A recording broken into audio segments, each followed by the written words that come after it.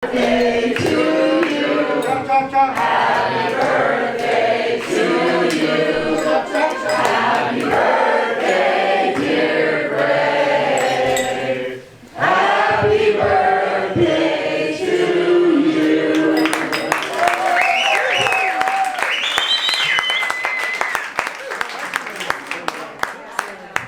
How's it going?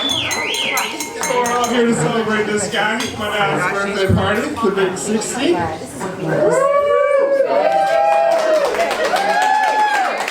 60 is the new 20, said by no one. Yeah, you're welcome. But yeah, so these are pretty great guys. We're all here to celebrate him. I just want to talk about maybe some of my favorite memories, yeah? Oh yeah. So whatever you want, like something like embarrassing or funny. Embarrassing. Suggestion. Uh-oh. Oh, that's me. The one time, well, we used to jump on the trampoline a lot. We got a trampoline. They used to have to dig it out. So we live on a hill, and we had to dig out this flat space for the trampoline. I was there. I watched as a kid. Him and my Uncle Ray. Yeah. But yeah, so we jump on the trampoline all the time. And this is her suggestion, by the way. So he would double bounce us, and we would get like 10, 12 feet. Like he couldn't reach us at one point. And so one time, he just got a real bad bounce with me. And it shot me straight out. Like, it was like I was on the side of the trampoline, but double bounced like 45 degrees. Oh my God. And like, it was just rocket ship outside. And he was a pretty ninja dad about it. Like, he got up and like, grabbed me by the pants in the air, outside of the trampoline. Like, I was like, okay, I'm just along for the ride, you know? There's nothing you can do, you're fine. He grabbed me by the pants, so I just like landed on the fence. And he's like, oh my God, we are never doing that again. I was like, oh, probably a good idea. How old was I? I don't know. 8, 10, 12? Last week. Somewhere in there. Yeah. Yeah, it was 2 days ago. Yeah, I was into a tree and some rocks. I think I would hit some branches though. Well, we never know, because he saved me. The one I was going to say, he was there. We were talking about, this is my favorite camping trip. The first time me and Preston ever got to drive. Preston is his son, and Sierra, unfortunately, didn't come out, but they're family friends. We've known them for our whole lives, you know. We hang out, we've been friends as kids.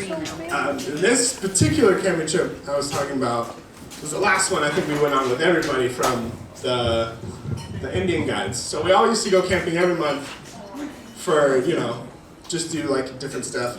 And this is the last trip we really did. We were all probably like 14, 12, maybe 13, 12, somewhere in there. But anyway, it was crazy because it was our last trip, but the journey was just insane. Like, so remember we went over the train tracks with the van. That was probably another favorite memory, was having that van, just destroying the van. Like, just having it, knowing it was a van, and then like seeing it just die over a long period of time, just knowing the stuff it had to go through. And that was the most funny part, the funniest thing we ever did to the van was just try to get it over some train tracks. Just ramp over train tracks, like just train tracks, like on the ground, on the dirt.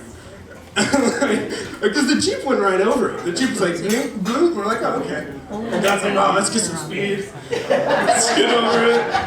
We can do it. And I'm like, yeah. And our kid's like, yeah, let's get over it. And we got over the first one fine. And then it was like, boom. And we're like, oh.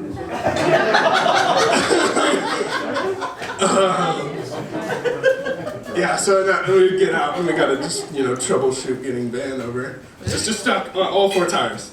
All 4. I think we like winch it up with like a, yeah, we put some stuff under it and we got it out of there.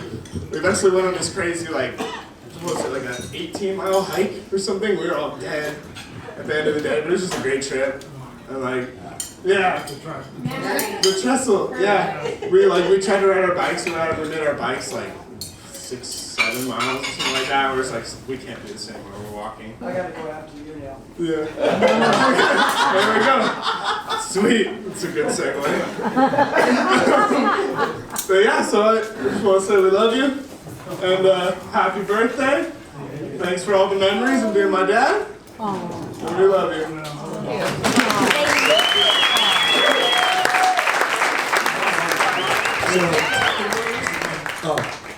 I think I know most everybody here through the Blankenships, but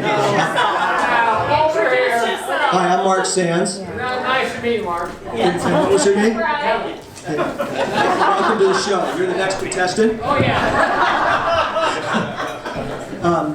So, as Michael had alluded to, we did a lot of growing with our children together. And this is a great father, and he really did a lot of good things with the kids, and we invested a lot of time together. But this van that he alluded to, it was an all-star type little minivan. And we would go camping. Mike was on one of these trips I'm going to mention here in a minute. so that particular trip was called the Trestle. And when that Trestle, I'm going to talk about Gregg's fortitude to accomplish the goal. We went to that trestle, which is part of the old railroad track that used to run down into El Centro from Old 94. That's abandoned. But there's a trestle that's way out there that crosses a huge gorge. It's actually still standing. It's pretty rickety, but it's still standing. Not too rickety that we wouldn't go out of it, but it's still standing. But it took us 3 trips to get to this trestle. And the first trip, which was when the little minivan got high center, which was the least of our problems. Now I got to tell you, we had engineers, we had scientists, we had people that were familiar with the terrain, myself. And I did pipe off as if I knew what I was doing. It was impressive. We took off for this trestle, and we were following a map. We actually knew how to read maps, we thought. And we went off, way off, and kept going off, and kept going off. And finally, it got to be ridiculously a whole new adventure. But we knew it had to be there somewhere. So I took off over a couple of hills and broke off because the kids were getting a little tired. I finally came back, and I said, I can see it about 14 miles that way. So we came back, and that was the end of that trip. We came back out. The next trip, we just did the same thing, the opposite direction. So the third trip, we came out there, and we actually decided we can't miss it. We're getting on the train tracks. And we got on our bikes, and we're riding bicycles on train tracks. And that only went so far, because in the desert, our local deserts, they have this wonderful cactus it's called cholla. And cholla is the little needle that'll stick in you, and it does not come out. It's got like a fishing hook beds in, and it hurts. And it doesn't have a problem with tires either. And it popped those tires, so we wound up throwing our bikes into the bushes, and we hiked. And we're going through these tunnels, and it keeps going and going, and I can just hear Gregg, we're not turning back. We are not going to not get to that trestle. And we're like in this, thank God someone brought flashlights, but we're in this long tunnel, and it's pitch black. And the kids are getting a little wiggy, except for Mike. He's like the leader of the pack. I'm like, let's go! So, and here comes Gregg's voice echoing, almost like the train coming down. We're not turning back! Well, long story short, we got to the trestle, and then we turned around and went back. But anyway, so we said we can accomplish the goal, so there it is. But again, with Gregg's big heart wanting to be involved with the kids so much, it actually adventured more so into the girls. We started doing Indian princesses. This is all when it's politically correct to be an Indian guys and Indian princesses, and now it's why thing or something. And it actually was a good thing. It was all around the culture. But anyway, and you could teach really good lessons, moral lessons, and ethical and good valuable lessons. But anyway, long story short, I think we were starting to graduate into U2 B2, which was our own concept of continuing the journey. And I did not get to go on this trip, but every once in a while, if you live in California, you get out to the local Borrego Desert, and you'll have a beautiful bloom if there's been a good rain, which we're getting less and less of. But Mike, I think, was on this trip, and they took the daughters out to the Borrego Desert, and there was a gorgeous bloom out there that year. And the van that did not go. It went everywhere. I don't care if it was snow, four-wheeling, Indy 500. It was on all of them. Every trip that van went, and in any challenge it had, it made it. Again, because it's not going to fail. Until it did.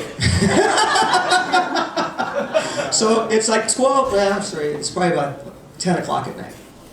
And I'm here in San Diego, and I get this call. Mark, what are you doing? Well, I'm sitting here with my wife, we're watching TV. And, you feel like going to the desert, Mark? So I drove out to Borrego, and the van the transmission had shot. Head gasket, was that what it was? And it was shot. And these guys were stuck in a taco shop, and the nice. They had managed somehow to get back to Borrego Central, which I don't know how, because they were way out in Sheep's Canyon, which is a long ways away from, by foot anyway, not by car. I don't know how you melt it back, but he did. But anyway, it was a great trip. And the whole point of this thing is to tell you that Gregg really loves kids, really loves family, and is a goal-oriented individual, and it's a pleasure to be his friend. So here's to him. I'm Kevin Elliott.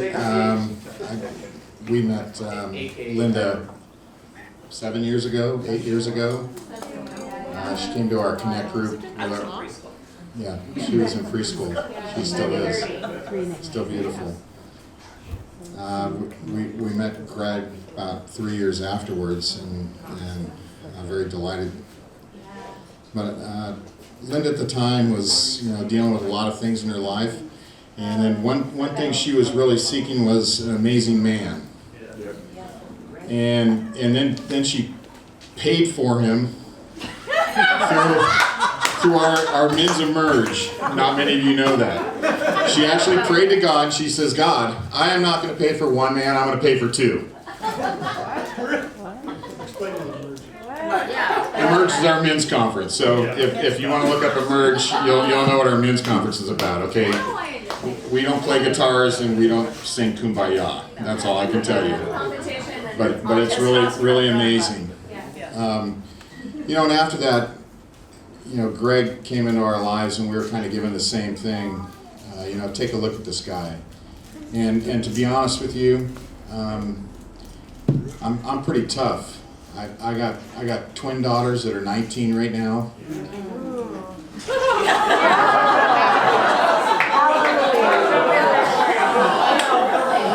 Good luck. And one thing I could tell you about him is not only is he an amazing guy, he's accomplished in so many different aspects of his life. And he's just handsome.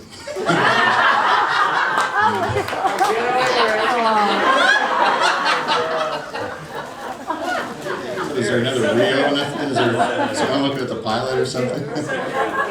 But honestly, you brought joy not only into Linda's life, but obviously into your family's life, and all these people who are here to see you. So, I think this is more of a tribute to what an amazing man you are. In 60, I think 60, is just a time when you really get started and really get fired up. So, I would just like to raise a glass to Gregg. God bless you in all your endeavors, in your love life, in your family. Here's to Gregg.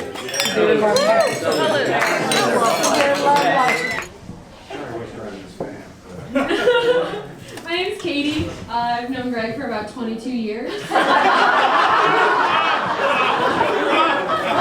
Oh yeah, Gregg's my dad. So my brother told stories and I'm like, okay. Yeah. So one of the ATW trips, that's our van, the all-terrain Windstar. We took to the desert, and my first time driving, which was before my first time driving with pedals, but this time I was 8? My dad's like, "You want to drive?" And I was like, "Yeah." I couldn't reach them, so I was just sitting on the lap. We were on the back of the... Yeah, and my brother and his friend were hanging on the back of the van. No. While I'm driving, and I was terrified, of course, and like this little ranger. By the way, we're in the middle of nowhere. Like there's nothing around us. We're in the middle of the desert, and this like ranger comes up and like I'm like terrified. Immediately I like jump up and like fling into the back seat. Like nothing happened. Like they saw the whole thing. But they were really just not happy with my brother and his friend hanging on the back of the yeah. But other than that, we also wait. What's my other story? Jamie, you got it. You got it. I got something. No, so growing up, we did a lot of like super adventurous things that I thought like everyone did, but I learned that not everyone did it. And no, it was really cool. I like started skiing when I was like 2. Like Christmas Story, like couldn't put my arms down, like bundled up with like a little like snow bunny suit with my like skis that were like this long. And my dad would hold me like in between his legs, and yeah, and we would just go down. Did we go down any black diamonds? They felt like black diamonds. I got to go over a lot of like jumps. I got like tons of air, and he would just like lift me up. But I was like, oh, right? And then after like I didn't do that, I realized like. I didn't get that much air after that, but yeah. No, and on another snow trip, I think we were in the sand. Another ATW story. It had just snowed, and nerves. Okay, that's great. No, so we didn't put chains on the van because I was like, we don't need chains. And we're going up to Big Bear up this like super steep hill, which we had to get to our like campsite or whatever. And I'm just looking up at like there's no way. Like it's covered in snow. Like we see like the car in front of us. They had like 4-wheel drive clearly. It only took them like 2 tries. Well, it took us like 8 tries of like speeding up, going up and sliding down, and going up and sliding down. I'm like, we might as well just walk at this point. I don't know, man. This isn't looking great. But no, my dad got it. He did it. No chains. And no. So just growing up, it was really like fun to go on like all these little adventures with the Sands family, and just like getting to do a bunch of different things from a very young age. So yeah, happy birthday, Dad.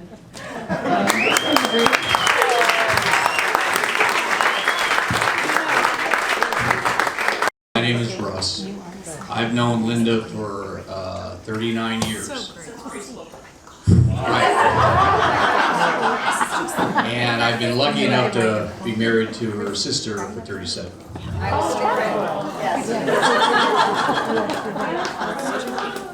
So to make a long story short, I speak with a little experience in relationship to our family. And like all of us, families have their ups and downs. My original pastor told me once, Russ, if I knew about you, what you know about you, I wouldn't talk to you. And if you knew about me, what I know about me, you wouldn't listen to me. And I think that's true with all of us. So I think when I speak not so much as this isn't a memory, it's more of a testimony. And from that standpoint, about 5 years ago, Linda tells Don and I that she has this new guy. Any of you with daughters, you hear the story, you go, okay. And so we're introduced, and Linda privately says, put him through the ringer. And so in my little version, I kind of did. And we had a really interesting discussion. And I think I threw him with a couple of my questions. Like I said, tell me your testimony and so forth and so on. But the bottom line to it was, as a guy, and I think every guy in here can relate to this, you can immediately judge another guy. You just know. You know in your gut. You know when you look at them. You know how they carry themselves. And this was a man of honor. I was incredibly impressed. Told Linda I didn't have any reservations that way. And I've got to say, and again, probably the oldest, well, one of the oldest guys in this room, but the reality of the situation is, I've never seen her happier in the last 5 years than she is now. And I attribute that to your godly leadership of our family. So thank you, Gregg.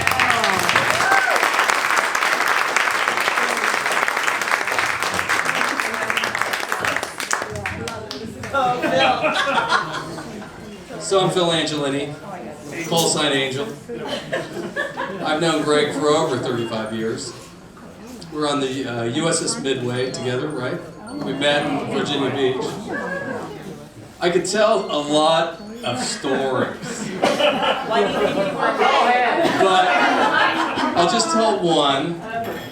And it was when we were in Japan, and Gregg, who was Mr. Top Gun, I don't know if you know, he was before Goose. And I remember sitting there going, God, I'm so glad I don't have to fly with his pilot. And then boom, Gregg couldn't make it, he had to go ashore for something. They go, hey, you get to fly with this guy.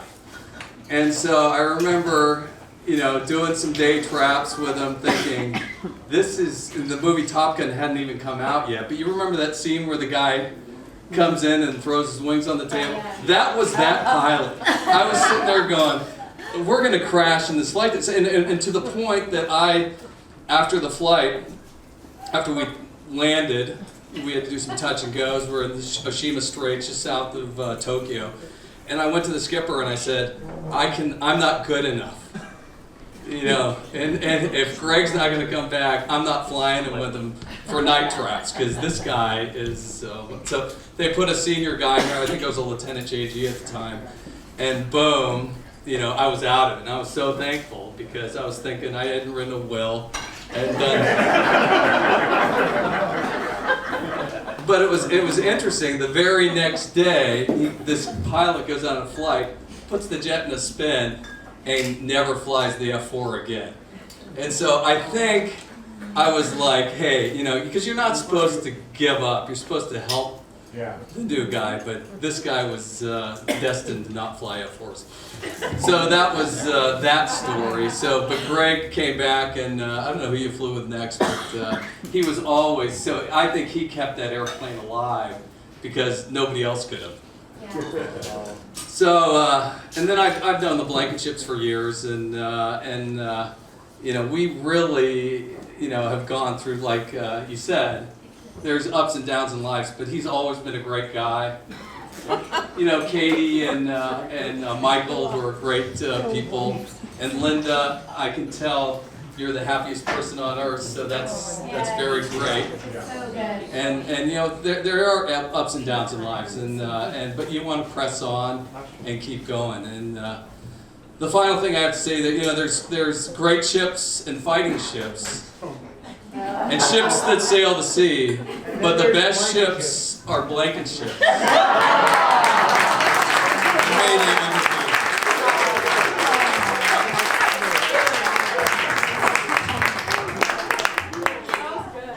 My name is JD. I actually don't know anybody here. I just came in to see if I could get somebody. It worked. Everybody's been giving me hugs, and now I'm sitting at the table, so these are really nice people.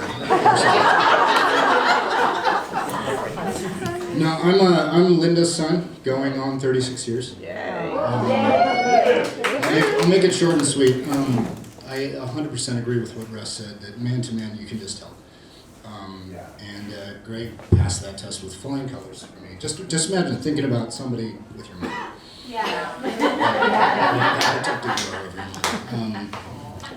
Gregg got through that easily. Very relatable, lovable, nice guy, wonderful, wonderful grandfather to my daughter. You know, I've never seen my mom happier than I've seen her. And that speaks volume to this guy's character. So thank you, Gregg, for making me mom.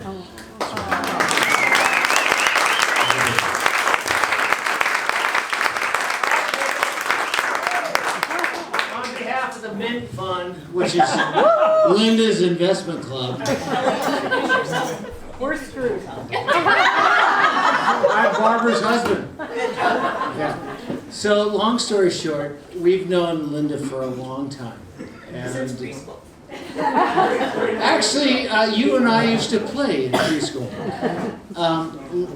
We actually went to high school across the country. Yeah, I went to Menlo School and she went to Sacred Heart in the Bay Area. And we met Linda when she was single. And she joined our Mint Fund investment club. And we had a Christmas party at the La Jolla Beach in Tennis Club. No, it was the La Jolla Country Club. And Linda and Gregg announced that they were getting engaged, and I've never seen anybody happier in my life than Linda. It was a special evening, and you know, God bless you, Gregg, because you've made her happy. And we've had a couple of meetings at the Blankenship's home, and it's clear that they're very, very happy, and you know, he's made a difference in her life. God bless you.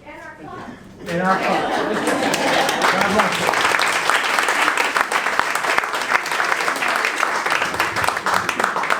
Do you really want to hear from me again? Who's next?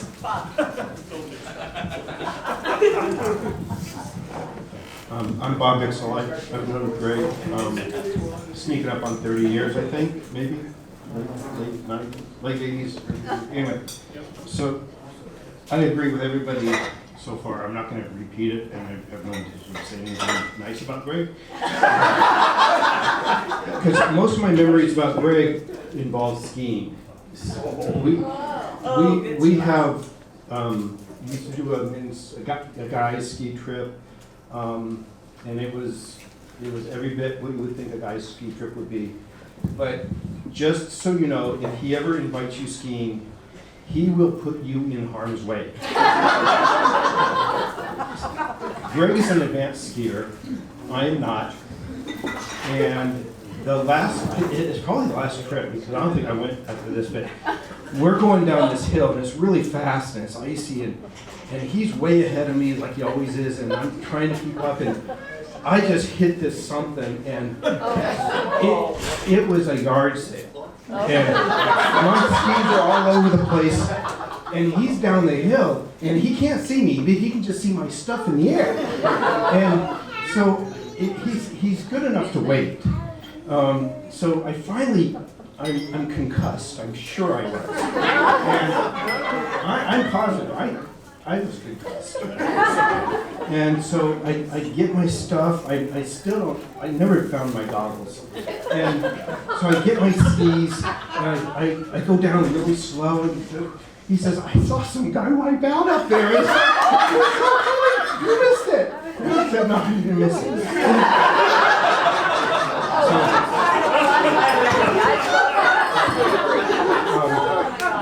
Yeah, so anyway, and this is a number of years ago, but I think we're going again in a couple of weeks. I don't know why. I have a will. Anyway, Gregg, happy birthday. I love you.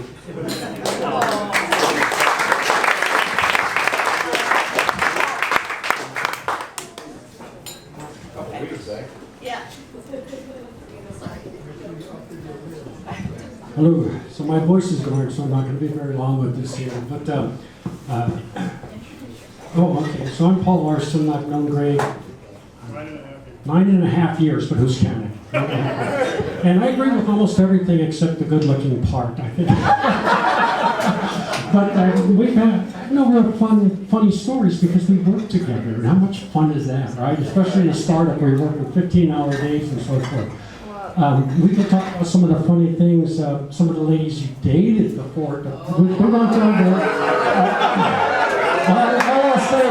all I'll say is that everybody in the know breathed a sigh of relief when we finally met Linda. We were giving her a hug and we wouldn't let go, you know? It was great. It was very good. But Gregg started with us at our company, and he joined us as a manufacturing engineer. And he went up and he became the manager of that group, and he became the director of operations for us. and is now vice president of all of our commercial activities there. And as a co-founder of the company, it's very hard to hand the reins over to somebody that you don't have complete faith in. And Gregg has always been able to demonstrate his competence and his capabilities and his leadership with us. And so it was very easy actually to do that, and it's been very good to see him grow. We went through some really good times and we went through some bad times. We had Rip at one point, a layoff, and then my partner and I are going through the names and we get to Gregg and we're like, oh, I don't know. He's really good. Yeah, but he's really expensive. Yeah, but he's really good. He's expensive. And I think, well, wait a second here. We flip a coin. And we look at each other. 2 out of 3? 2 out of 3. Let's it is what it is. He's now a vice president, so we won't talk about how I got there. But it was a double blessing for me in that not only the last 2 tosses of the coin, but the fact that we've also developed a good friendship over the years. And so I've enjoyed your mentorship, your friendship. I enjoyed the time teaching you how to drive in the desert. See that face? Look at that face. That's just priceless. They were in their 4-wheel drive truck and we were in ours, and we were going side by side, and it was the first time she was driving. And I come up next to them, as we're driving, and she looks out the window with that. She's hanging on to the steering wheel. She's got that famous Katie smile, and it was just so cute, But yeah, so there's been some really good times, and I thank you for your friendship. So pleased with you and your family, and as all of you said, he's been a great family man. All you got to do is look at the Blankenship website to see that. You'll see these things. And Linda, I know that you've been very happy. So, thank you both very much, and happy birthday to somebody.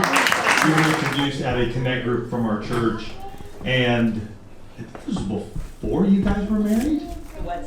It was before you guys were married. And so I just got to know both Linda and Gregg through this group that we had. There was about 40 of us there every Tuesday night.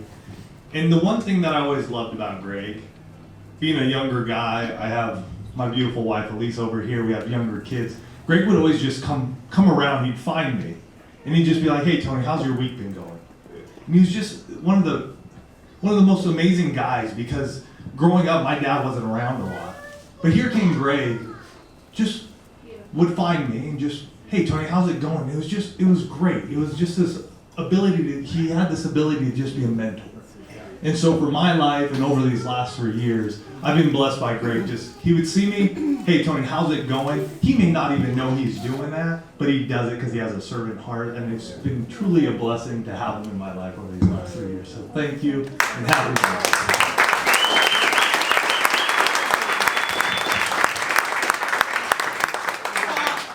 Sam, you're being called to the stage.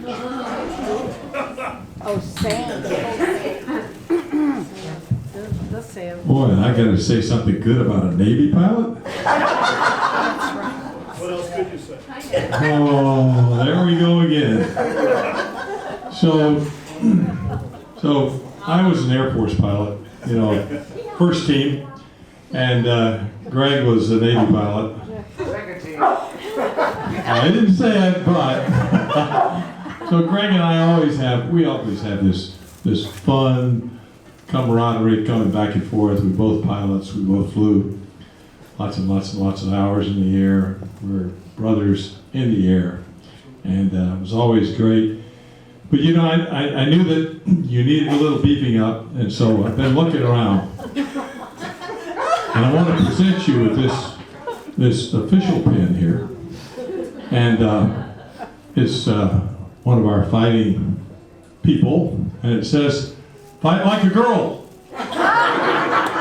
So Gregg, there we go. You wear that with pride.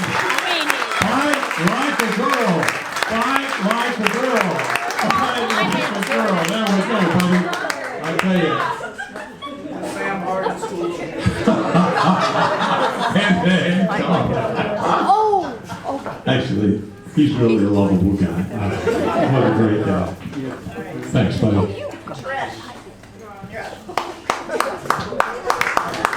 And I've known Gregg for past 2 years or so.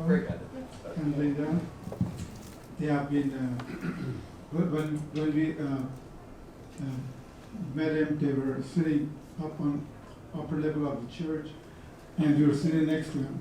And every single time I would see Linda come out, and when it was time for praying for people, she was right up there, and she was ready to go and battle and pray for people. Yeah. And that's how we met Linda and Gregg.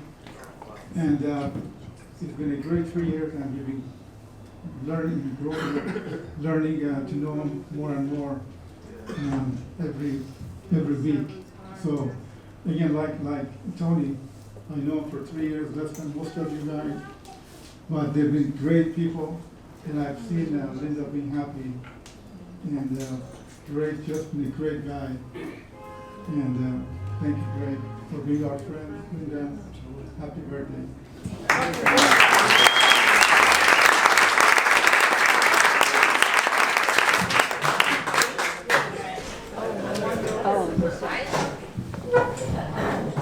There is a country song that goes, "I love the way you love me." And when I think about it, I think of Gregg, and it's, "I love the way you love her." And I've been friends with Linda since high school. Yes. Since high school. Yes. And I was in high school, you were in preschool. but Linda's light I didn't think could shine brighter. Any of you that have known Linda, she is such a gentle soul who wants the best for everyone. And when she met Gregg, it's like they turned on the nuclear option with her brightness. And she has just shone bright for the last 5 years. And that's because of Gregg. And because of a testament to what a man he is and how he treats her as a woman. And is a great example to their children, and a great example to the rest of us. So I wanted to say happy birthday to Gregg. And I did want to tell one funny story. Linda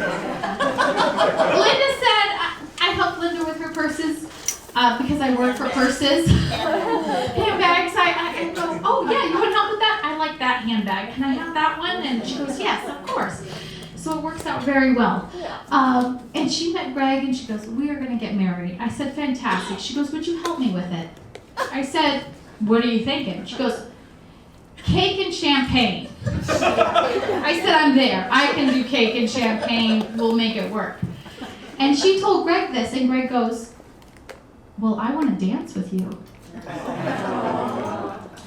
And so from that, we had the most extravagant wedding you could imagine, and it was to celebrate their love. And so I thank you, Gregg, for making Linda's light shine even brighter, because you are amazing. Happy birthday.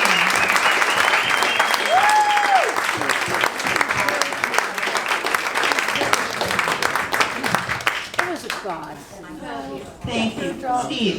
Oh, Dr. Higgins. Linda forced me to talk, so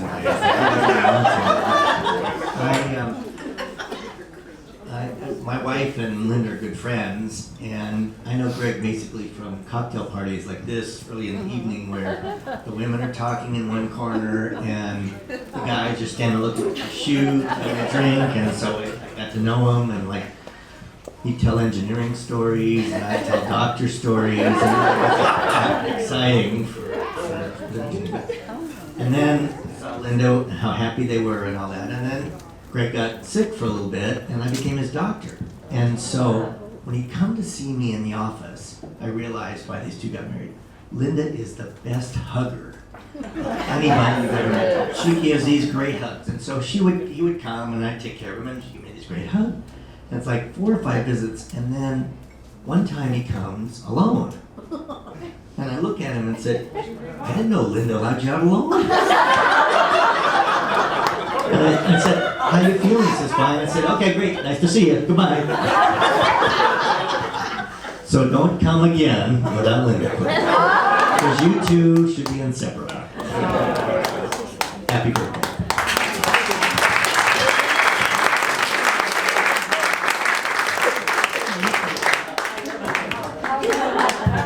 Speaking, but someone's making me. So, Mariola, I'm going to make this short and sweet. So, Introduce yourself. my name's Amanda. I am Linda's goddaughter, even though we're not Catholic. But when my daughter first met them, she wanted Gregg and Linda to be her godparents, her adopted grandparents, because she loves them so much. And they have a special place in my heart. They make me want to get married someday and be in love because they're so cute. And they are so cute that whenever, so Linda and I, we sit next to each other at church. And whenever Gregg is out of town, I have to rub her leg at least a dozen times so she doesn't miss Gregg too much. And you are so beautiful, and I love you.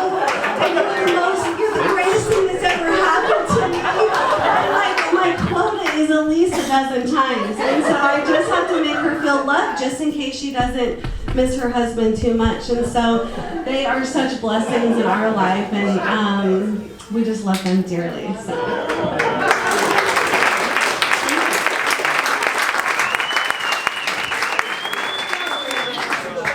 Somebody wants to say happy birthday to Grandpa.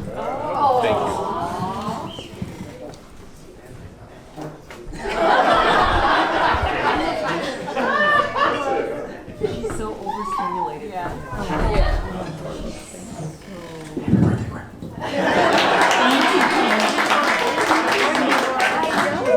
Anybody else? Okay. It gets to be me. Sweetheart, this is a very precious place for us. Unless you don't know, this is where Gregg and I had our first date.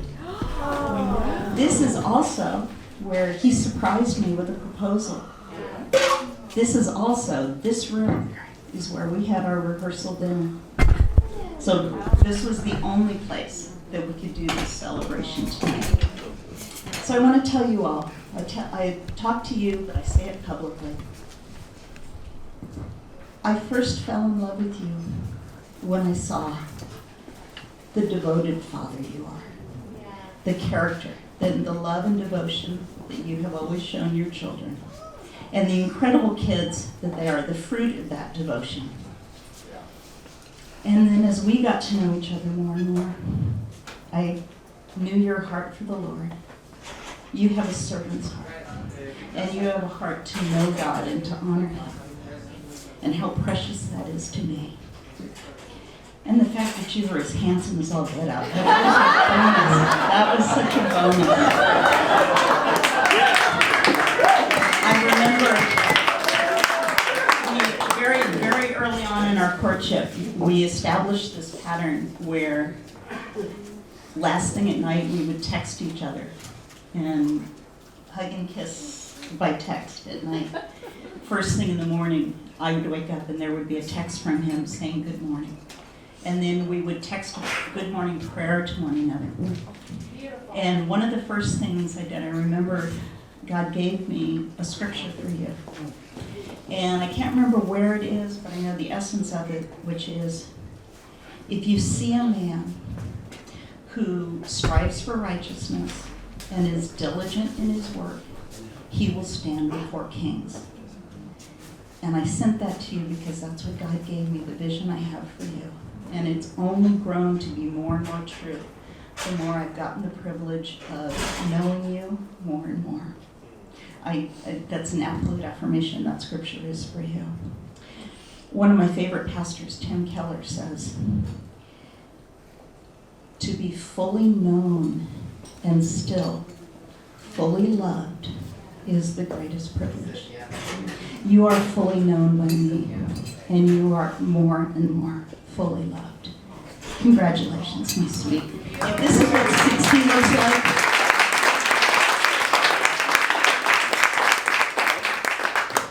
you redeemed my life, and I have the privilege of spoiling you the rest of yours. If this is what 60 likes, I can't wait to see what's in the future. For you, sweetheart.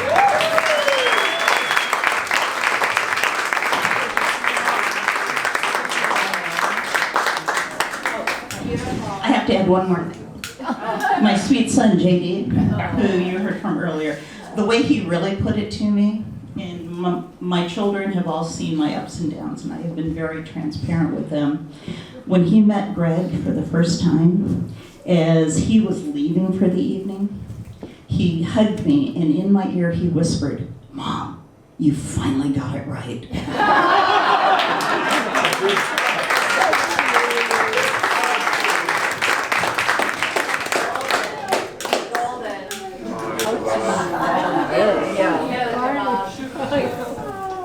You know what, I am really humbled with everybody who's here. Holy cow, thank you so much. You know, like Linda said, this restaurant has some history with us, and to add this night to it is just amazing. When I look at some old friends and new friends and people who we've worked together, we've done things together, we've protected each other, and to see everybody who's here still, I don't know, it's just amazing. Thank you so much. I did put a couple things together. I was trying to figure out how goofy to be. But one thing that, you know, for me, when you make a rite of passage, you should enjoy it, right? Yeah. And I just turned 60. You know what? That's awesome. You know what I mean? And my daughter just mentioned that I can save money in 30 years because we can flip the little signs upside down.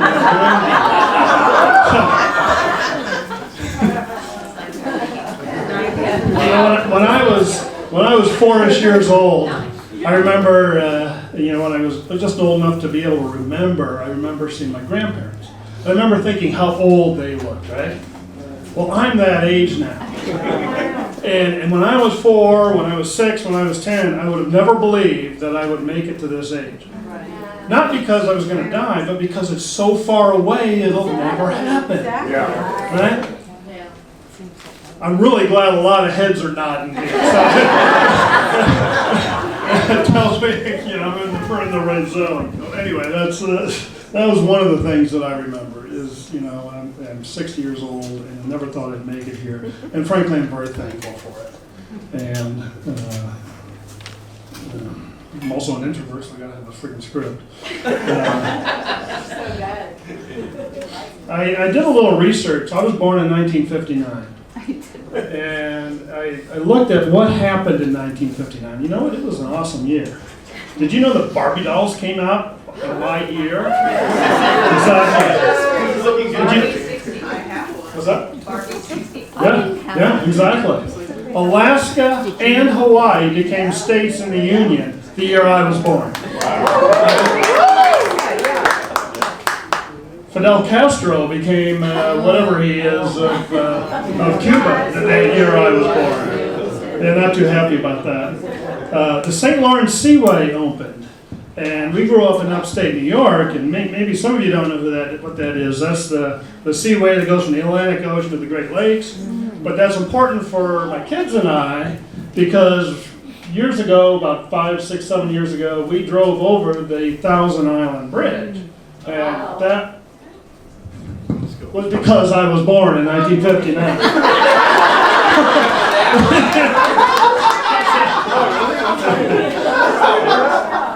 But some other interesting things. In 1959, NASA announced the Mercury 7.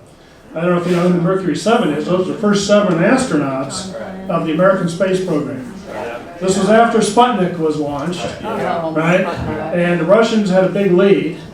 And you know, the folks like Alan Shepard, the right stuff, Wally Schirra, John Glenn, John Carpenter, others, right? And they're all famous amongst these folks our age because we knew those guys. And the Corvette. And the Corvette. And the Cadillac. Yeah, and they had there were 3 Navy, 3 Air Force, and 1 Marine. And of course, the Navy pilot was the first one in space.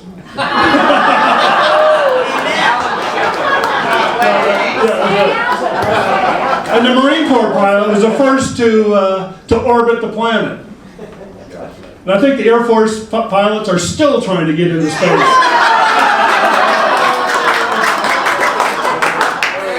And you can look it up. That's a true fact.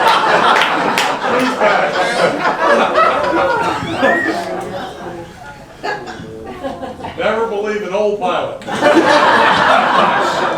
Of course, in those days, a gallon of gas cost 25 cents. Right? Imagine the size engine I'd have in my car if that's all the gas costs. Right? You go to a movie for $1. A loaf of bread was 20 cents.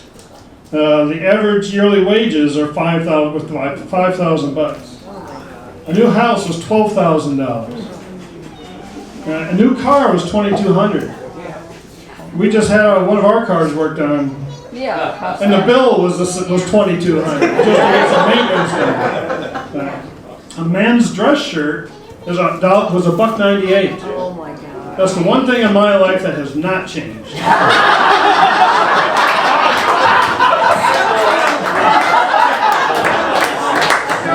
I don't buy into all this inflation stuff. But when I look back over 60 years, there's really a lot that I have to be thankful for. Right? It was not a foregone conclusion that I would actually survive this long, for sure. When I was a kid, I fell off a wall and landed on my head on concrete. That explains it. It hit so hard, I was blind for a number of days, right? And I don't remember this. But my parents tell me it didn't happen just once, but it happened several times.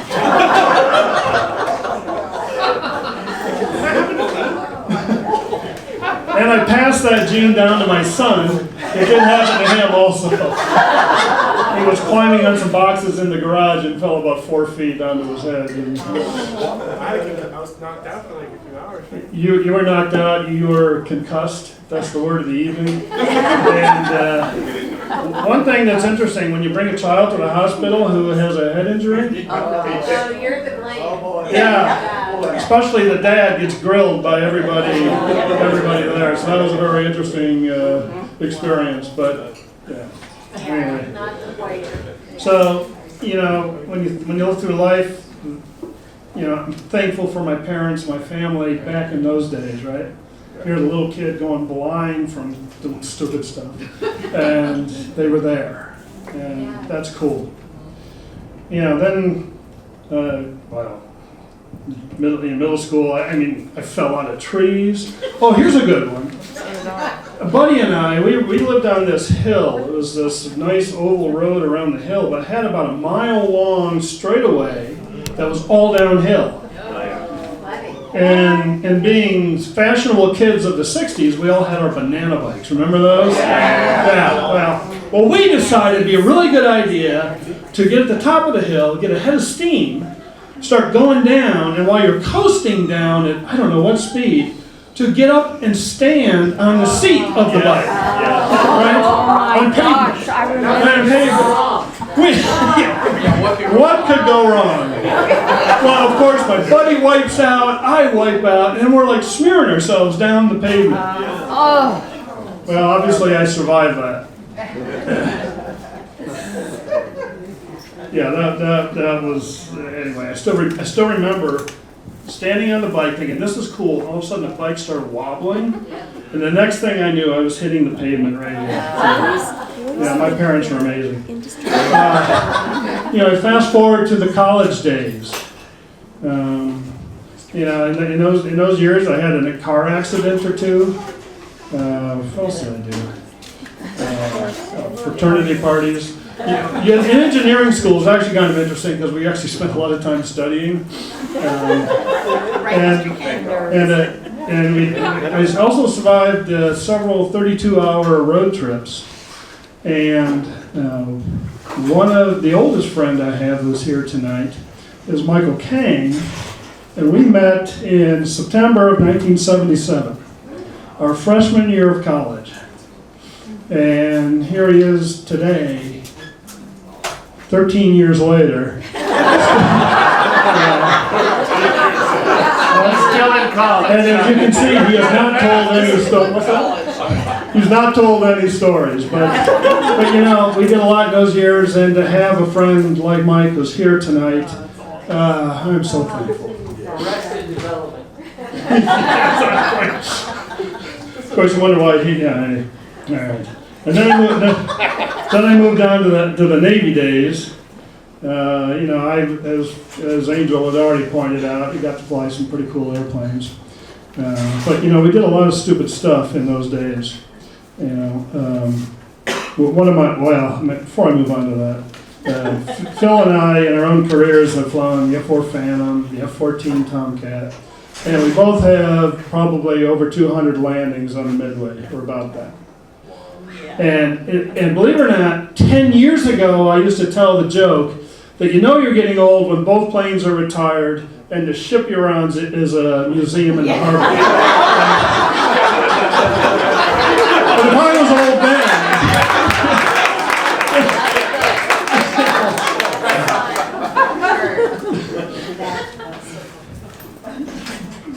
but to have a buddy, Phil, Angel, who's here, we met in, I think, 1983. Because I met you before I went to the Midway, and you came a couple months later, and you were there in Virginia Beach. You know, and there's lots of stories that come out of those days, and frankly, we both probably escaped death more times than we even are aware of. So very grateful for that and your friendship. Then after the Navy, there was some, you know, my early career in raising kids, and that's when I met Bob Bixel. You know, roughly 1989, 1990, been a good friend, and then as the 90s went on, that's when Mike and Kate were born, which is a little bit right around when I met Miss Mark Sands over here. And Mark Sands has a son who's a year younger than my son Mike, his name's Preston, and a daughter who's a year younger than Katie.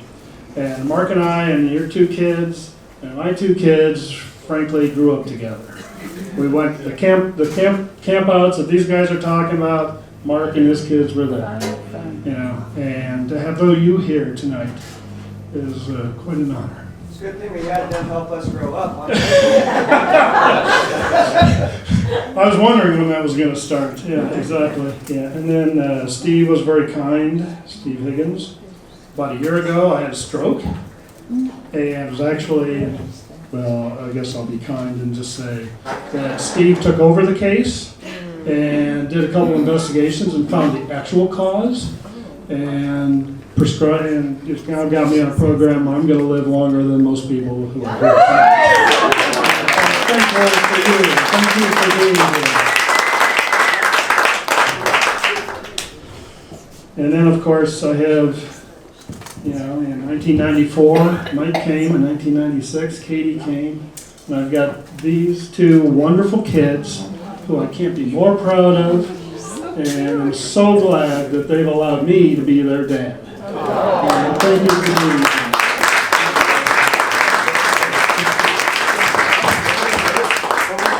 here. And of course, then a couple of years later, I met my beautiful wife, who somehow has a lot more friends than I do. I'm really amazed how many people are here. And all the testimonials are about how happy Linda is, but frankly, it's mutual. And equally.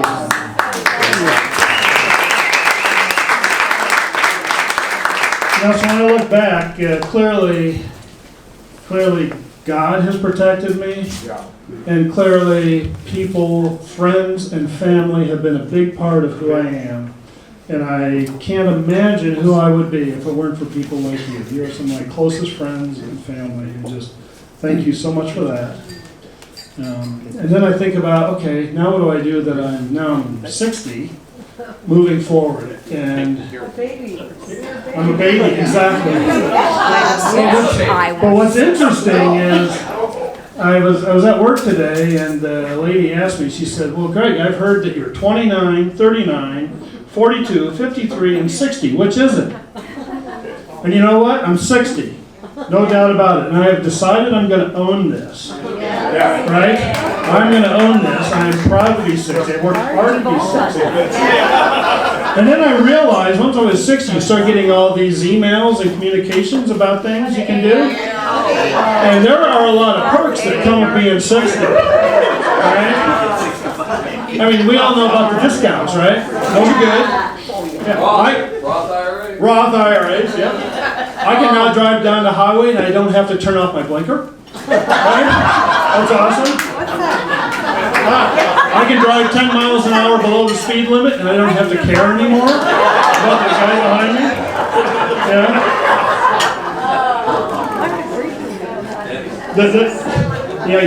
And one that I kind of think is funny, and some people here may not, but the good news is I can now pass gas anytime I want to. And then when I see a little kid, I can ask them to pull my finger. I can do all that stuff now. Why would I want to be any younger? Because I can get away with that. So, anyway, thank everybody. I love you guys. Thank you so much for coming. Thank you so much for your friendship. And just thank you. Good night.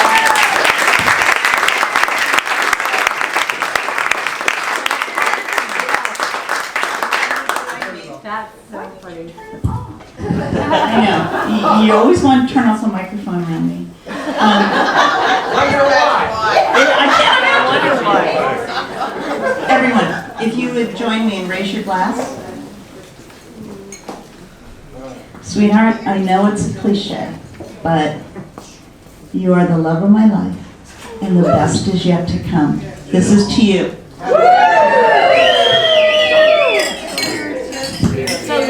We do have dessert coming, so enjoy. In the meantime, please, there's the bar, the friends.